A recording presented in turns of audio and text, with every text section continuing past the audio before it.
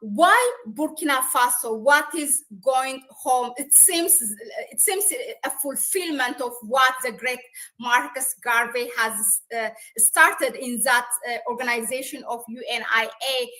But tell us about it and why Burkina Faso. Well, let me start by saying what is happening in Burkina Faso is a revolution that is way past due. What is happening in Niger and Mali is a revolution that is way past due. So why Burkina Faso? It is an obvious place that I think for him to have invited us to come to Burkina Faso and receive citizenships, it is just fitting, and it is the right country with the right leadership at this time.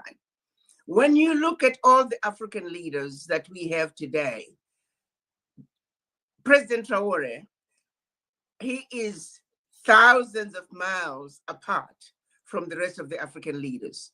He is fearless. He is doing what should have been done decades ago when we attained our independence as African leaders.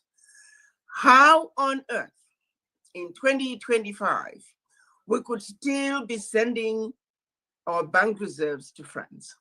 We could still be making sure that our African companies are second class, are third in line when it comes to benefiting from our natural resources.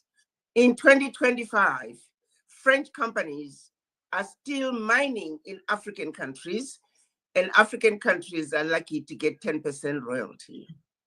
Why are we bleeding our wealth to the Western world when our people need that wealth to fund our education, to fund our healthcare systems, to create jobs for our youth?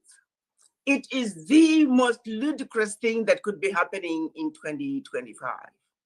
Why is that our leadership is not seeing how wrong this is? President Traore, along with the president of Burkina Faso, of Mali and Niger, they have stood up and said enough is enough. So for those who choose to tarnish those three countries. Hey ondernemer, vergelijk arbeidsongeschiktheidsverzekering. As the leadership having been at education to fund our healthcare systems, to create jobs for our youth, it is the most ludicrous thing that could be happening in 2025. Why is that our leadership is not seeing how wrong this is? President Traore, along with the president of Burkina Faso, of Mali and Niger, they have stood up and said enough is enough. So for those who choose to tarnish those three countries as the leadership having been attained through a coup, I want you to think again. The coups that took place in those three countries, do not compare them with what was orchestrated by France and other Western countries in the past.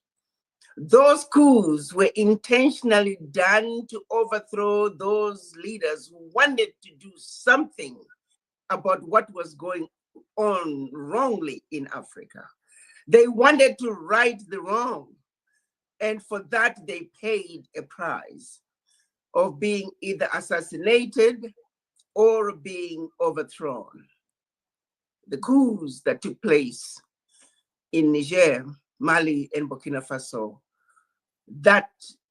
those are not coups. Those are revolutions where a young man, 36 years old, stood up and said, enough is enough. I am willing to sacrifice my life. I am willing to sacrifice everything I have in order to do what I can do, play my part in righting this wrong. President Traore has sacrificed everything. He is leading in the manner that Africa should be led. We need more leaders like President Traore. So when you ask me why Burkina Faso, is for the obvious reason. Last year, I took a group of 150 diaspora to Burkina Faso. We started with over double that number. But many were told, do not go to Burkina Faso, it's a war-torn country. Yeah. Many were told Burkina Faso was a dangerous place to be. But we knew better. Nobody tells the Western world not to go to their countries of origin. There are many atrocities being committed in those countries, but nobody's telling people not to go there. We also felt, therefore, no one should tell us not to go to any African country, particularly Burkina Faso, Niger, and Mali. They have been painted with such a horrible brush. We needed to go to Burkina Faso and let the people know that what you are being told is false. Couldn't be anywhere near closer to the truth. But we know those are the games that are played in order to keep our economies where they want them to be. They, and by they, I mean those who don't look like you and I, they're going to Burkina Faso in masses. They're doing business in Burkina Faso, but they don't want those who look like you and I to also go to Africa and benefit from what is our inheritance. So no, the question should not be why Burkina Faso? The question should be, why not Burkina Faso? Because in Burkina Faso, the revolution that's going to change Africa, that is the epicenter of that revolution. And we as Black people in Africa and around the world, we have a responsibility to support President Ibrahim Traore. We have a responsibility to let him know that he has over 300 million army of African diaspora behind him, in front of him, besides him. We are surrounding him with the support and love that he needs to continue to lead us to the promised land. That is why Burkina Faso. Thank you very much. I still stick to my question. If I didn't ask, then all this knowledge or information will not be told. So